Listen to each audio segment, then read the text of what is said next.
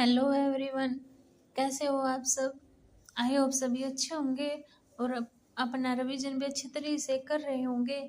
तो देखिए, आज हम केवीएस में जो हमारा सीडीपी पोर्शन होता है, जो हमारे 40 क्वेश्चन आते हैं, आज हम उनके मॉक 1 करेंगे। ठीक है, क्वेश्चन प्रैक्टिस करेंगे।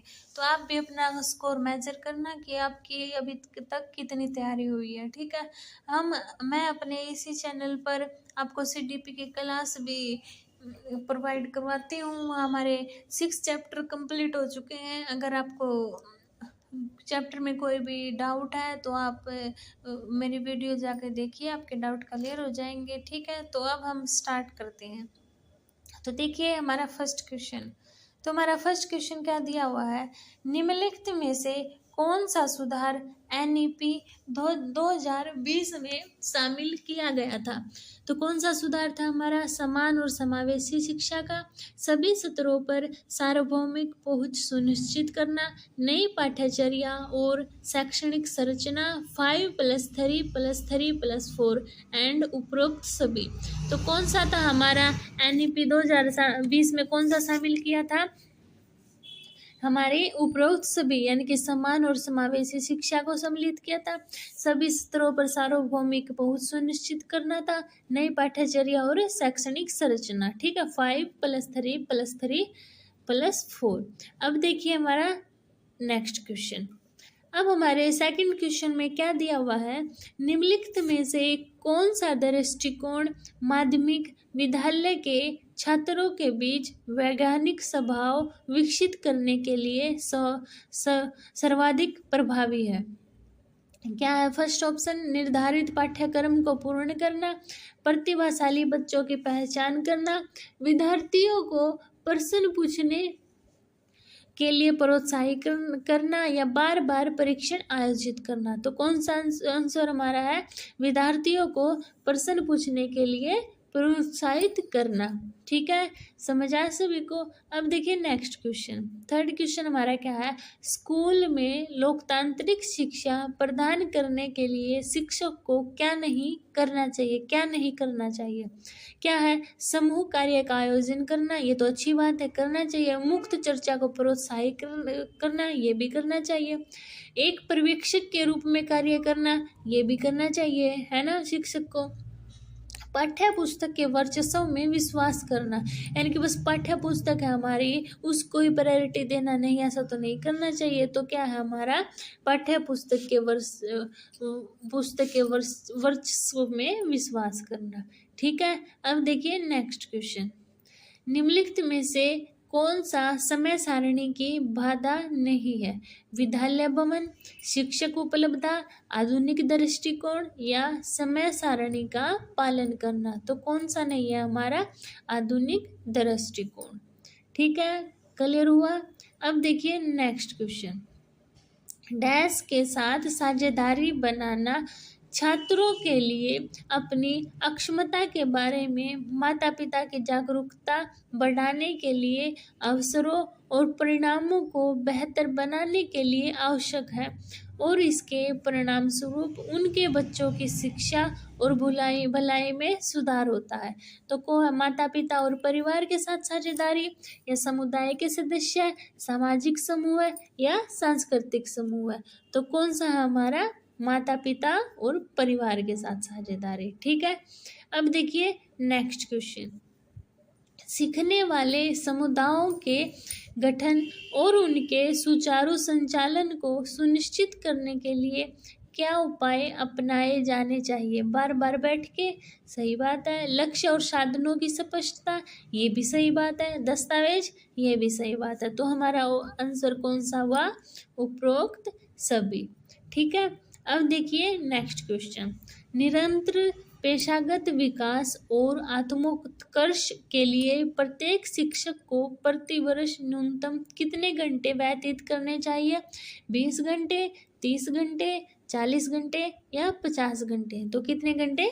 50 घंटे। ठीक है, अब देखिए हमारा नेक्स्ट क्वेश्चन।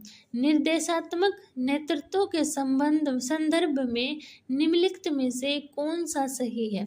यह स्कूल के कर्मचारियों की उपलब्धताओं और अक्षमताओं को बढ़ाता है, या सही और गलत की धारणाओं को आकर्षित करके दूसरों को प्रभावित करता है।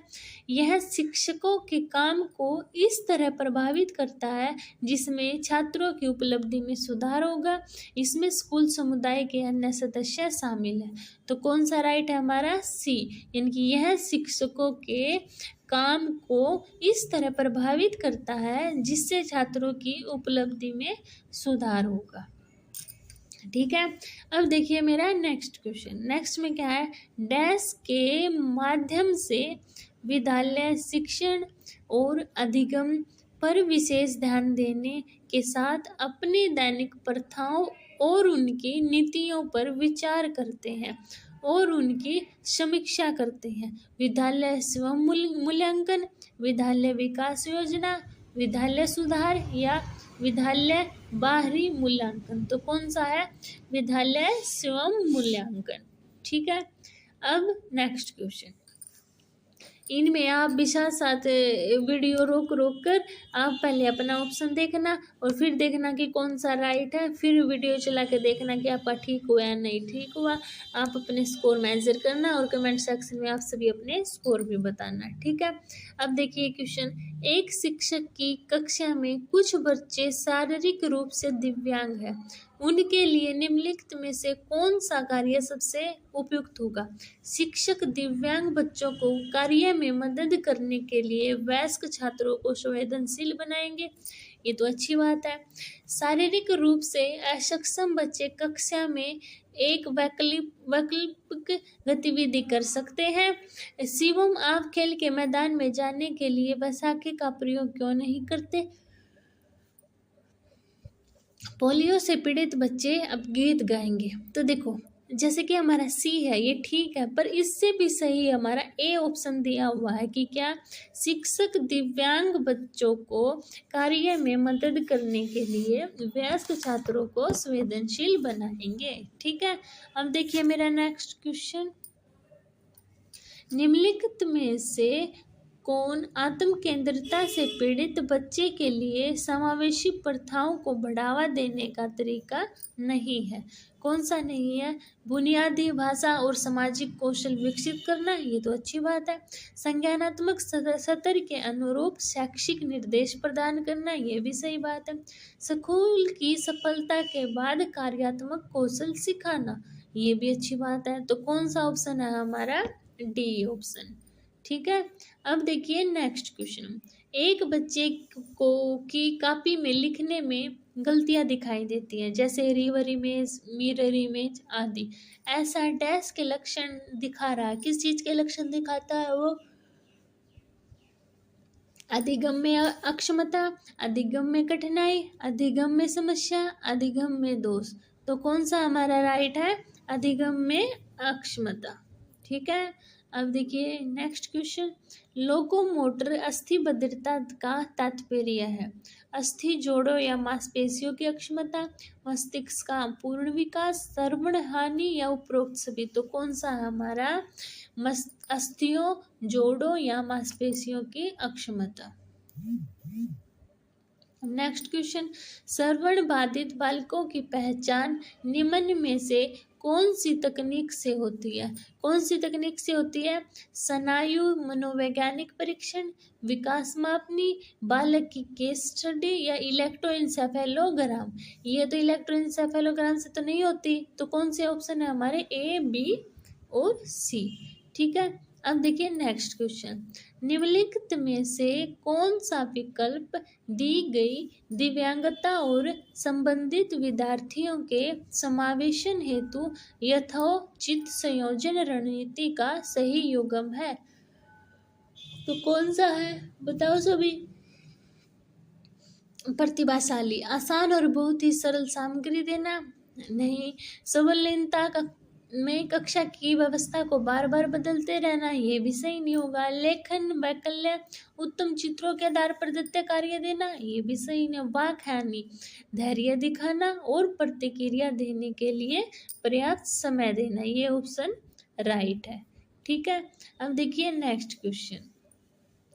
परीक्षण की विश्वसनीयता कि आंतरिक स्थिरता का आकलन करने की सबसे सामान्य विधि है विभाजन आधा विधि, परीक्षण पुनरीक्षण विधि, दोनों विभाजन आधा विधि और परीक्षण पुनरीक्षण विधि, या इनमें से कोई नहीं। तो कौन सा हमारा ऑप्शन राइट है? विभाजन आधा विधि। ठीक है, नेक्स्ट क्वेश्चन देखिए, निम्नलिखित में से कौन सा आईसीटी विकास का दृष्टिकोण नहीं है? उभरना, अनुपालन करना, निर्माण करना या प्रभावित करना। तो कौन सा नहीं है हमारा? निर्माण करना। ठीक है, नेक्स्ट क्वेश्चन देखिए, निम्नलिखित में से कौन सी आपकी पाठ्य योजना के पूर्ण कार्य से संबंधित सर्वोत्तम विशेषताएं हैं? यह विद्यार्थियों को यह सोचने की अनुमति देता है कि जब आप पूर्ण स्तर प्रस्तुत कर रहे हैं तो पाठ समाप्त हो गया है। ये तो कुछ खास नहीं लगा, और पढ़ते हैं। इसका उपयोग भविष्य के शिक्षण और अधिगम को सूचित करने के लिए, अधिगम की जांच या उसका मूल्यांकन करने के लिए किया जाता है। अच्छा, समय की कमी के कारण पूर्ण स्तर को पूरा किया जाता है, ये भी गलत बात है। इस बात पर ध्यान देने की आवश्यकता नहीं है कि छात्र पाठ के बारे में कुछ लिख पा रहे हैं, ये तो गलत बात है, ध्यान देने की जरूरत होती है। तो कौन सा ऑप्शन राइट है हमारा? इसका उपयोग भविष्य के शिक्षण और अधिगम को सूचित करने के लिए, अधिगम की जांच या उसका मूल्यांकन करने के लिए किया जाता है। अब देखिए नेक्स्ट क्वेश्चन, निम्नलिखित में से कौन सा मध्याह्न भोजन योजना का एक उपागम है? आईसीडीसी, डीएस, पोषण, पीएम पोषण या उपरोक्त सभी। तो कौन सा हमारा? पीएम पोषण योजना है। ठीक है, अब देखिए नेक्स्ट क्वेश्चन, पूर्व प्राथमिक और प्राथमिक स्तर पर निष्पादित विषय वस्तु में डैश के लिए तैयारी शामिल हो सकती है? पठन, लेखन, अंकगणित, उपरोक्त सभी। तो किस में हो सकती है? उपरोक्त सभी। अब देखिए नेक्स्ट क्वेश्चन, शिक्षण अधिगम सामग्री, शिक्षण अधिगम सामग्री की श्रेणी का निम्नलिखित में से कौन सा संयोजन नहीं है? शैक्षिक भ्रमण, अनुभवात्मक सहायक सामग्री, सूक्ष्म प्रोजेक्टर, गैर प्रक्षेपित सहायक सामग्री, बुलेटिन बोर्ड, गैर प्रक्षेपित सहायक सामग्री या ग्लोब गैर प्रक्षेपित सहायक सामग्री। तो कौन सा है? सूक्ष्म प्रोजेक्टर, गैर प्रक्षेपित सहायक सामग्री। अब हमारा नेक्स्ट क्वेश्चन देखिए,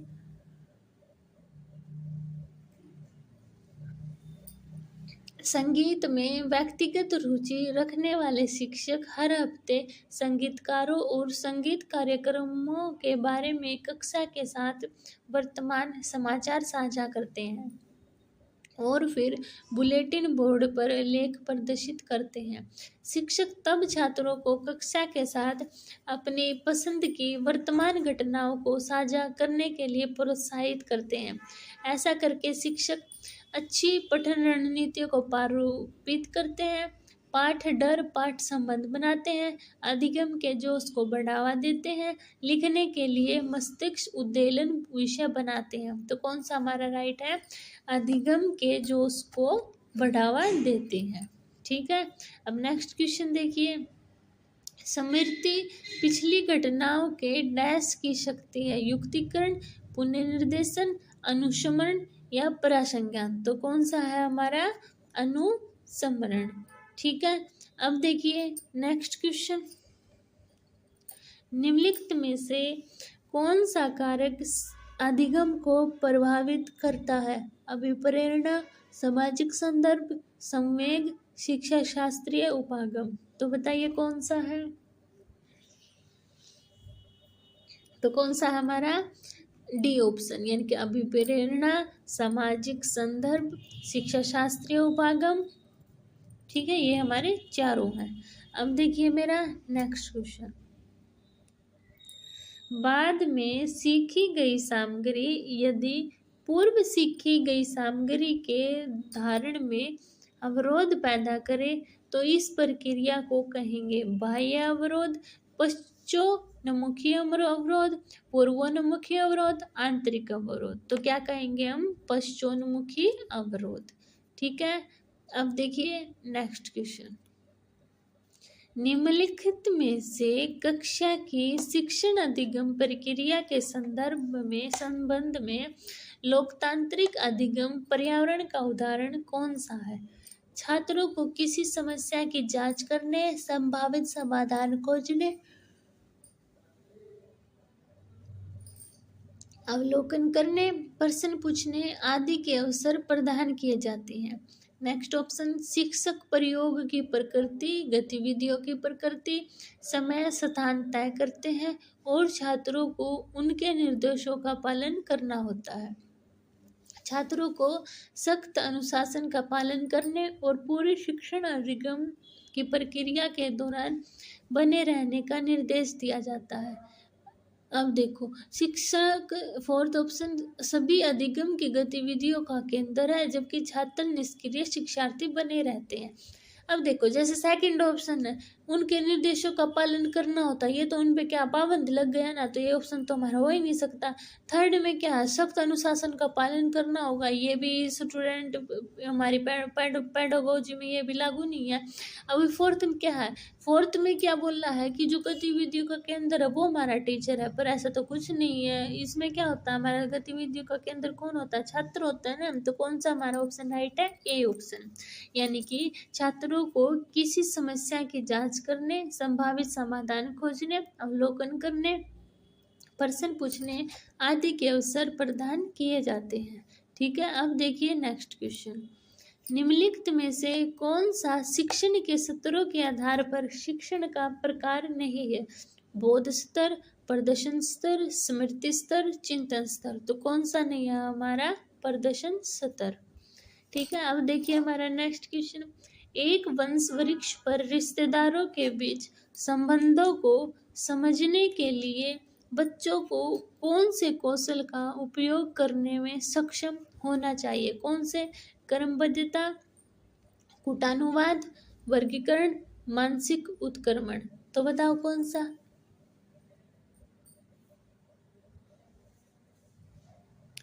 तो हमारा ऑप्शन डी, यानी कि मानसिक उत्क्रमण। ठीक है, अब देखिए नेक्स्ट क्वेश्चन। निम्नलिखित में से कौन सी एक विषय वस्तु समग्रवादी मनोविज्ञान के अध्ययन क्षेत्र की है? कौन सी? संज्ञानात्मक प्रक्रियाएं, चेतना, संपूर्ण रूप से मानसिक और व्यवहारिक प्रक्रियाएं, अस्तित्व के तरीके और समस्याएं। तो कौन सा ऑप्शन राइट है हमारा? मानसिक रूप से, संपूर्ण रूप से मानसिक और व्यवहारिक प्रक्रियाएं। ठीक है, अब देखिए नेक्स्ट क्वेश्चन। लेव वाइगोत्स्की के सामाजिक रचनावादी सिद्धांत के अनुसार छात्रों के आकलन के लिए निम्नलिखित में से कौन सी विधि उपयुक्त है? मानकीकृत परीक्षण, तथ्य आधारित समरण परीक्षण प्रश्न, वस्तुनिष्ठ बहुविकल्पीय प्रकार के प्रश्न, या सहयोगात्मक परियोजनाएं। तो कौन सा है हमारा? सहयोगात्मक परियोजनाएं। ठीक है, अब देखिए नेक्स्ट क्वेश्चन। निम्नलिखित में से किशोरों में दिवास्पन के विषय में कौन सा सत्य नहीं है? यह सक्रिय खेल का एक रूप है। दिवास्पन में जिन भूमिकाओं को किशोर अपनाते हैं वे वीर होती हैं। इससे मानसिक से अधिक शारीरिक गतिविधि शामिल है। इसमें शारीरिक से अधिक मानसिक गतिविधि शामिल है। दिवास्पन क्या होता है? यानी कि बिना सोए हुए ऐसे खुली आंखों से सपने देखना, तो ये खेल का ही तो रूप है। और ये क्या है, जब कोई भी किशोर है सपने देखता, अपने आप को एलियन थोड़ी मानेगा ना, कोई चोर मानेगा, वो तो अपने आप को वीर मानेगा ना। तो ये भी ठीक है, सेकंड ऑप्शन हमारा। इसमें मानसिक से, इसमें क्या दिवास्पन में तो हमारी मानसिक गतिविधि ज्यादा यूज होती है, शारीरिक तो होती नहीं। तो कौन सा है ऑप्शन हमारा? इसमें शारीरिक से अधिक मानसिक गतिविधि शामिल है। ठीक है, अब देखिए नेक्स्ट क्वेश्चन। एक पिता अपने सभी बच्चों से अपेक्षाएं करता है कि वे 4, 6 और 12 साल की उम्र में एक ही विषय को एक साथ रखें। यह विकास के किस सिद्धांत का उल्लंघन होगा? विकास की अलग अलग दरें हैं। विकास सरल से जटिल तक बढ़ता है। विकास परिपक्वता और अधिगम पर निर्भर करता है। विकास एक सतत प्रक्रिया है। तो कौन सा ऑप्शन राइट है हमारा? विकास परिपक्वता और अधिगम पर निर्भर करता है, ये इसका उल्लंघन होगा।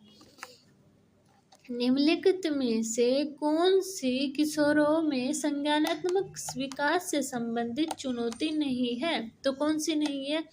अहम केंद्रवाद या स्वार्थ किशोरों की पहचान है। सही बात है।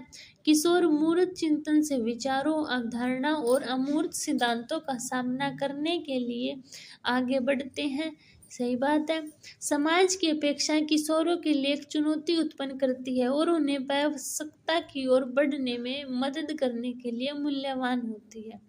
अच्छा, अब डी देखना, सृजनात्मक चिंतन की क्षमता किशोरों को कठिन परिस्थितियों से दूर हटाकर नवाचार करने में मदद करती है। ये भी सही बात है। तो कौन सा ऑप्शन राइट हमारा? समाज की अपेक्षा किशोरों के लिए एक चुनौती उत्पन्न करती है और उन्हें वयस्कता की ओर बढ़ने में मदद करने के लिए मूल्यवान होती है। ठीक है। अब देखिए नेक्स्ट क्वेश्चन, निम्नलिखित में से कौन सा कथन सही है? मध्य बाल्यावस्था के दौरान मित्रता में लड़कों की तुलना में लड़कियों में अंतरंग साझा करना अधिक सामान्य है। तो कौन सा ऑप्शन राइट है हमारा? मध्य बाल्यावस्था के दौरान मित्रता में लड़कों की तुलना में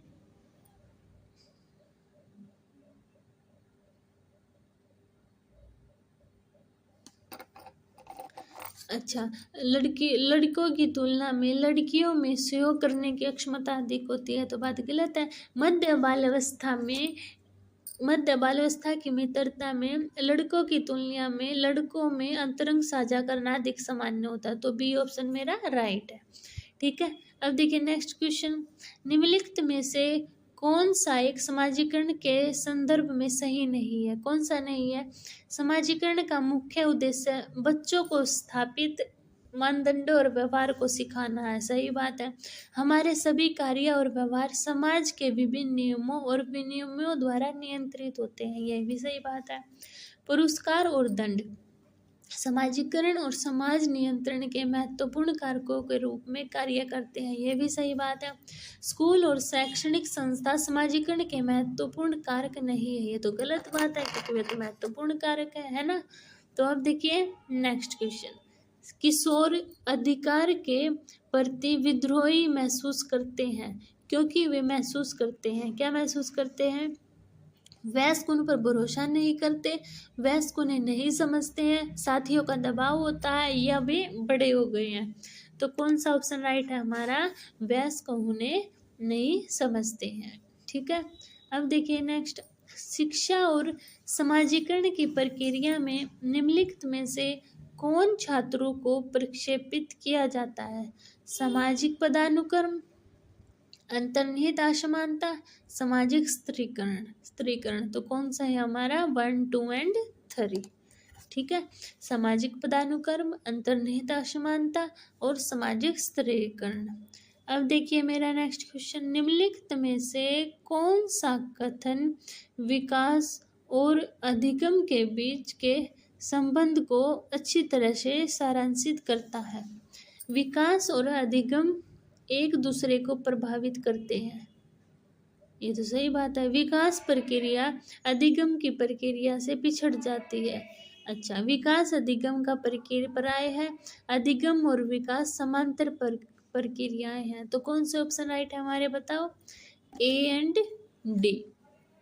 ठीक है। विकास और अधिगम एक दूसरे को प्रभावित करते हैं और अधिगम और विकास समांतर प्रक्रियाएं हैं। ठीक है। तो अब देखिए नेक्स्ट क्वेश्चन, किशोरावस्था के दौरान सहकर्मी समूह अधिक महत्वपूर्ण हो जाता है। क्यों हो जाता है? क्योंकि सामान्य धारणा यह है कि माता पिता की तुलना में सहकर्मी बच्चों को अधिक समझते हैं। किशोर तो यही मानते हैं। तो ये ऑप्शन ठीक है। प्रत्येक व्यक्ति समान संघर्ष और समस्याओं से गुजर रहा होता है। तो ये भी सही बात है। तो कौन से ऑप्शन राइट हमारे? ए और बी। ठीक है।